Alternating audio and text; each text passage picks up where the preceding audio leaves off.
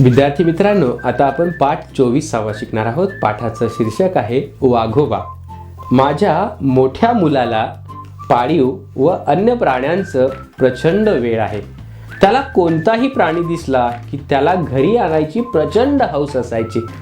त्याच्या या प्राणी प्रेमापोटी आम्ही त्याला अशा ठिकाणी फिरायला न्यायचो जिथे इतर अन्य प्राणी बघून तो आनंदी होईल.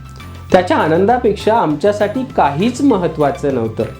त्याचा खूप दिवसांचा मला वाघ दाखवा, मला वाघ दाखवा असा ससेमिरा असायचा.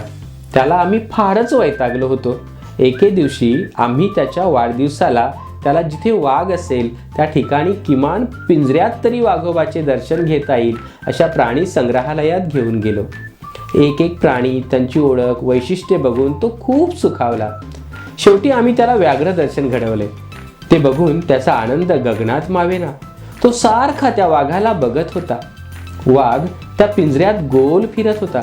पिंजरा असतो बारीक जाळीदार. थोड्या वेळाने हा अगदी वाघाच्या समोर उभा राहिला. न राहून त्याने आपले बोट आत टाकले.